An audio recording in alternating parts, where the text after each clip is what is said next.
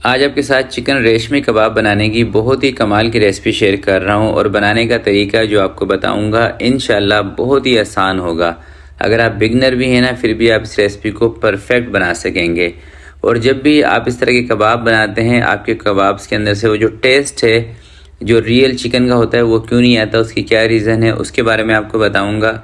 और कुछ छोटी छोटी टिप्स हैं कबाब को लेके, जो आप मिस्टेक करते हैं वो क्या क्या है, वो भी सब इंशाल्लाह कोशिश करूँगा आपको बताने की। तो चलें इसको बनाना स्टार्ट करते हैं। बिस्मिल्लाहिर्रहमानिर्रहीम। 1 किलो मैंने लिया है चिकन का बोनलेस, और इसके अंदर 500 ग्राम बोनलेस मैंने लिया है थाई का, और 500 ग्राम मैंने लिया है चेस्ट का। थाई का जो बोनलेस होता है वो जूसी होता है, और जो चेस्ट का होता है ये थोड़ा सा रूखा होता है। इसलिए 3 प्याज जिसका वज़न तकरीबन 1 पाव होगा, 250 ग्राम। 5 से 6 हरी मिर्चियाँ जो कम तेज़ वाली हैं वो मैंने ली हैं। तो सबसे पहले आपने क्या करना है, प्याज को चॉपर के अंदर डाल के प्याज को और हरी मिर्चों को, दोनों चीज़ों को अच्छी तरीके से बारीक कर लेना है।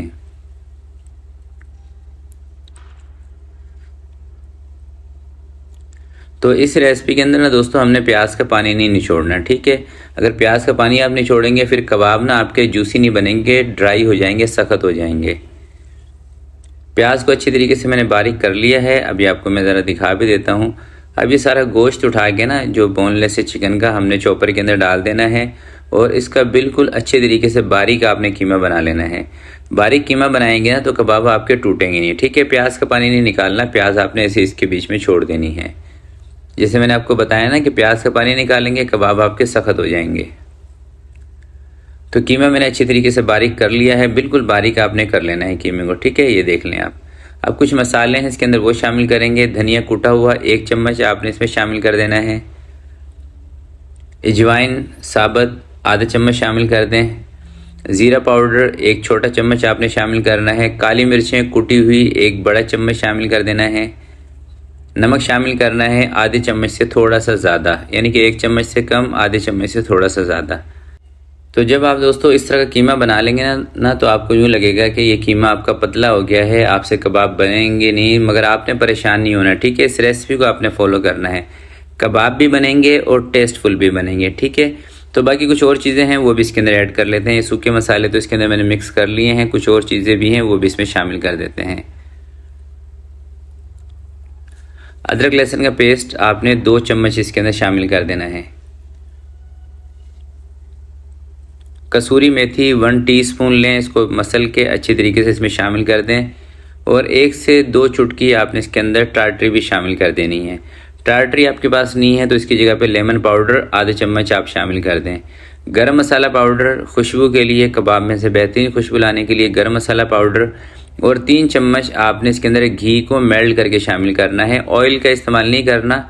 घी गरम कर लें, हल्का सा मेल्ट कर लें, उसका जो दाना है वो ख़त्म करके वो इसमें शामिल कर दें।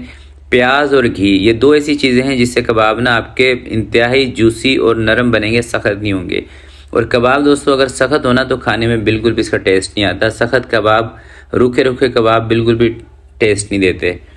तो अच्छी तरीके से आपने इसको मिक्स करना है। इसी स्टेज पर आपको लगेगा कि आपका ये पूरा मिक्सचर पतला हो गया है, परेशान नहीं होना।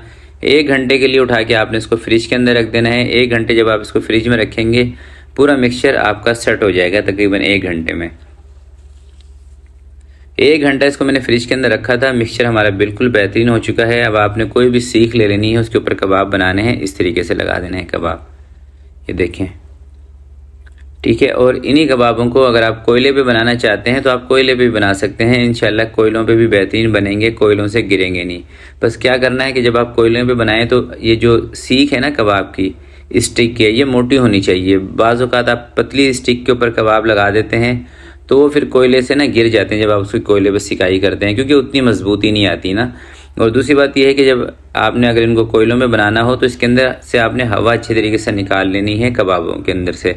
अगर एयर होगी ना तो जैसे इनको मतलब आंच लगेगी कोयले की तो ये कबाब गिरना स्टार्ट हो जाते हैं। तो ये छोटी छोटी टिप हैं, अगर आपने इनको कोयलों पे बनाना है तो आपने ये टिप फॉलो करनी है। हम इसको बनाएंगे तवे के ऊपर या फ्राई पैन के अंदर, तो हमें तो इस तरह का कोई प्रॉब्लम नहीं है। तो सीखों पे लगा के आपने इस तरह से इनको उतार लेना है। और सारे कबाब नहीं बनाने, जितने आपके तवे के ऊपर एक टाइम में आ जाएँ उतने कबाब बना लें और उसको तवे के ऊपर डाल दें। तो मैंने ग्रिल पैन रख लिया है। अगर आपके पास ग्रिल पैन है तो आप इसके ऊपर बना सकते हैं, ये नहीं है तो आप फ्राई पैन में बना सकते हैं, तवे पे बना सकते हैं। इसके अंदर एक चीज़ का आपने ख्याल रखना है कि इनको बहुत ज़्यादा तेज़ आंच पे इसकी सिकाई नहीं करनी, मीडियम सी आंच पे तकरीबन 5 से 6 मिनट 7 मिनट आपने लगाने हैं कबाब को फ्राई करने में। 7-8 मिनट के अंदर कबाब बेहतरीन फ्राई हो जाते हैं। और शुरू में आपने बिल्कुल आराम से इनको पलटना है, क्योंकि शुरू में कबाब होते हैं ना कच्चे, तो उस टाइम टूटने का होता है डर, मगर जैसे ही थोड़े से पक जाएंगे फिर नहीं टूटेंगे और इंशाल्लाह इंतहाई लचकदार कबाब आपके बनेंगे। वो तो अभी भी आपको अंदाज़ा हो रहा होगा कि माशाल्लाह से कितने लचकदार और कितने ज़बरदस्त कबाब हैं।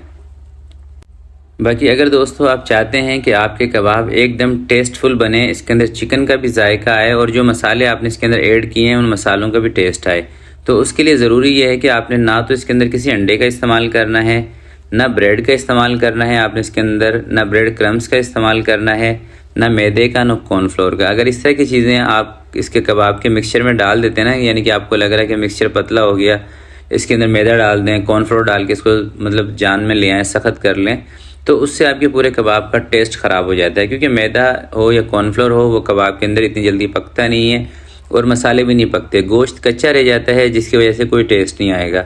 तो चाहे आपका मिक्सचर पतला भी हो ना, जैसे मैंने आपको बताया है कि अगर मिक्सचर पतला आपको लग रहा है तो थोड़ी सी देर के लिए उसको फ्रिज के अंदर रख लें, थोड़ी सी देर में सेट हो जाएगा। और अगर पतला नहीं भी है ना, फिर भी आपने थोड़ी सी देर के लिए कबाबों को फ्रिज में रखना है, इसके मसाले को।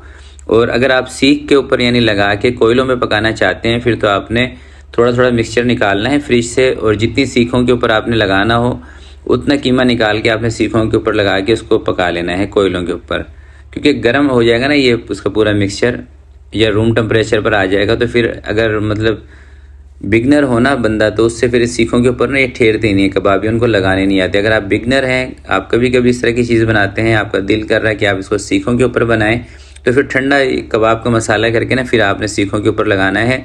और सीखें जो हैं वो मोटी होनी चाहिए, पतली सीखों के ऊपर से चाहे चिकन के कबाब हों, बीफ के कबाब हों, ठेरते नहीं, अक्सर ही गिर जाते हैं। तो इसी तरह से दोस्तों सारे कबाब देखें मैंने फ्राई कर लिए हैं, और आप इसकी लचक देखें, देख रहे हैं आप लचक।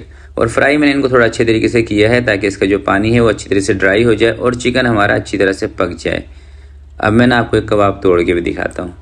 सबसे पहले आप इसका लुक चेक करें, और अब एक कबाब उठाते हैं। बिस्मिल्लाहिर्रहमानिर्रहीम। ये देखें लचक देखें, और ये देखें माशाल्लाह से कितना जूसी और कितना ज़बरदस्त है। आप इसको ग्रीन चटनी के साथ या बारबेक्यू चटनी के साथ आप इसको सर्व कर सकते हैं। बारबेक्यू चटनी बनाना दोस्तों बहुत ही आसान है। धनिया, पुदीना, हरी मिर्चें, इमली लें, थोड़ा सा नमक डालें और ज़ीरा डालें, एक आधा जवा लहसुन का भी आप उसके अंदर डाल सकते हैं अगर आपने उसको और ज़्यादा मज़ेदार बनानी है। तो इन तमाम चीज़ों को आप पीस के आप एक बारबेक्यू चटनी भी बेहतरीन बना सकते हैं। दही की ग्रीन चटनी अगर आप इसके साथ सर्व करना चाहते हैं, उसके साथ आप इसको सर्व कर सकते हैं। तंदूरी रोटी के साथ, चपाती के साथ, पराठों के साथ आप इसको सर्व कर सकते हैं। बहुत ही कमाल की रेसिपी है। आजकल पाकिस्तान के अंदर चिकन बहुत सस्ता हो रहा है, तो इस तरह की चीज़ें आप रेस्टोरेंट से ख़रीदते हैं, काफ़ी महंगी मिलती हैं, तो घर के अंदर आप कम पैसों के अंदर बना सकते हैं। और आपने इस वीडियो के अंदर मुझे ये भी बताना है कि आपकी सिटी के अंदर चिकन बोनलेस का क्या रेट है। मैंने जिस रेट पर ख़रीदा है यह है 660 रुपये पर केजी चिकन का बोनलेस सीने का।